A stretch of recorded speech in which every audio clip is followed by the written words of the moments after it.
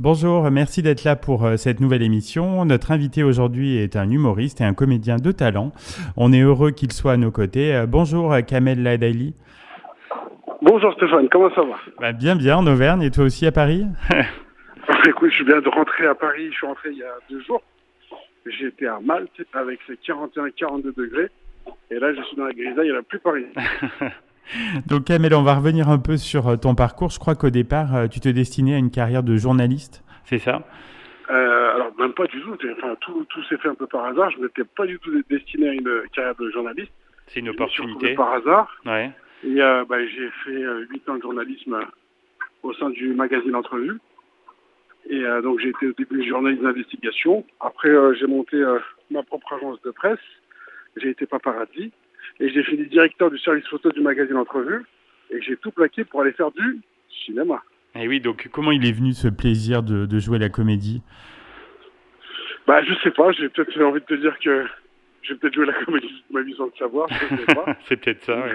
Mais, ouais, c'est peut-être ça. Mais disons que j'ai envie de dire que c'est un petit peu comme un rêve d'enfant pour tout le monde. Mm. Et j'étais arrivé à une période de ma vie où j'en avais un peu marre de ce que je faisais. Oui, Je la m'étais séparé routine. de la mère de mon fils.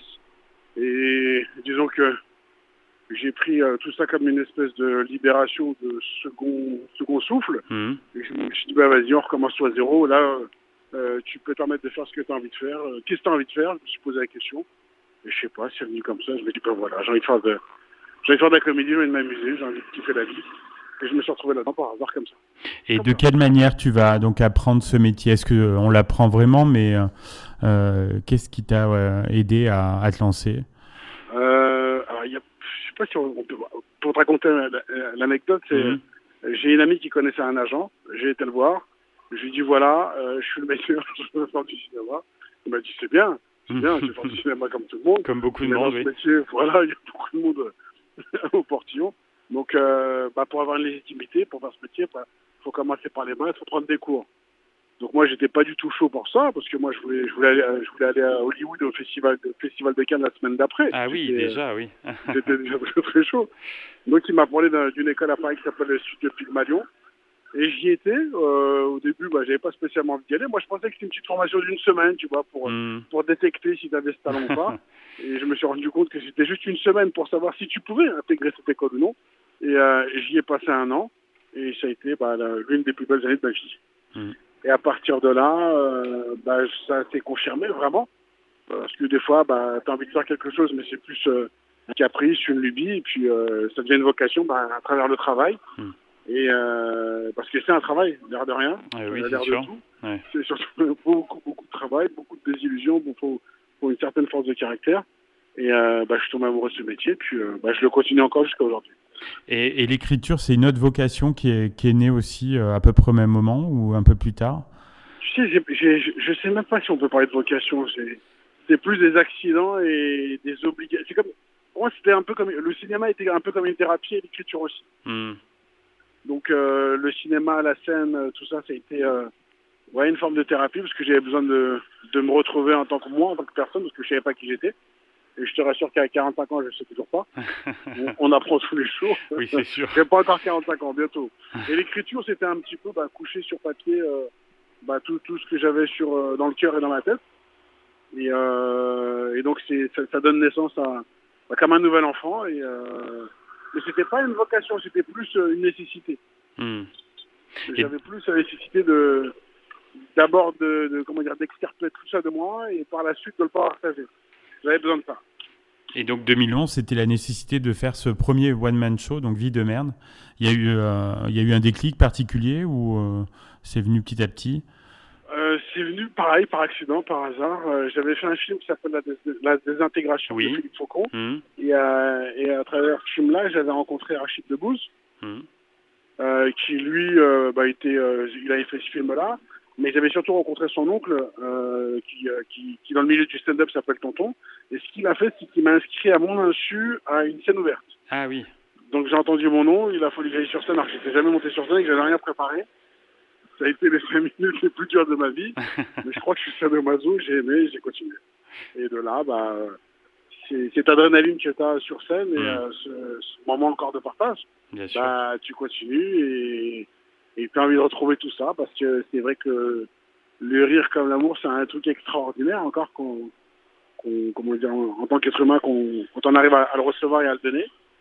Et ben voilà, après j'ai continué, j'ai écrit un spectacle, ça a duré, j'ai joué pendant 2 ans au théâtre Montmartre Galabru. J'ai eu la chance de croiser Monsieur Galabru, qui jouait juste quelle avant chance. moi. Ouais.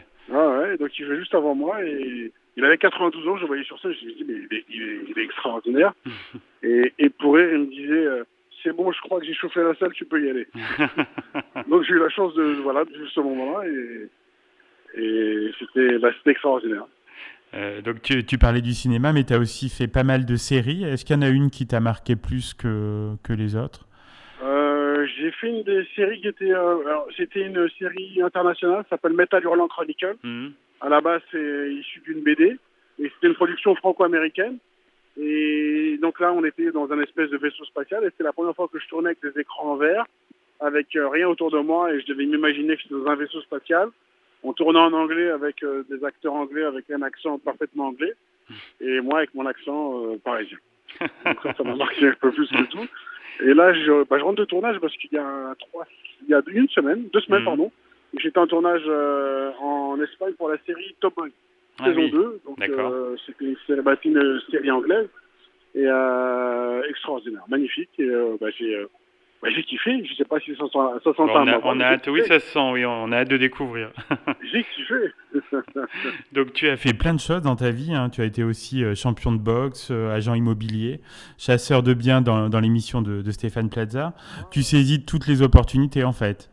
Je sais pas que je les saisis, elles sont, tu sais, elles viennent à toi en tout cas. Dernièrement, j'ai posté un truc sur Instagram et je disais que moi je vois la vie comme un arbre, c'est-à-dire que la vie appartient entre guillemets à personne et ses fruits sont à tout le monde. Donc je suis là, moi je suis un gars, je saisis pas les opportunités, j'essaie des choses. Oui, tu as envie d'essayer, je m'aventure. Ouais. Ça marche, je continue. Ça marche pas, je continue pour que ça marche. Et puis une fois que j'arrive, j'ai fait un peu le tour. Après, je m'offre le luxe parce qu'aujourd'hui c'est un luxe et une liberté, de me diriger vers de nouveaux horizons. Et voilà, je tente, j'essaie. Alors, parle-nous de ton dernier livre, donc qui est sorti en avril, La richesse du pauvre. Ouais. La richesse du pauvre, c'est j'ai essayé un petit peu de raconter dedans ce qui m'est arrivé, savoir que moi, à la base, je suis l'aîné d'une famille de 7 enfants. On a grandi dans un F2, donc on était une famille très pauvre. J'ai pas été à la maternelle, j'ai redoublé le CP.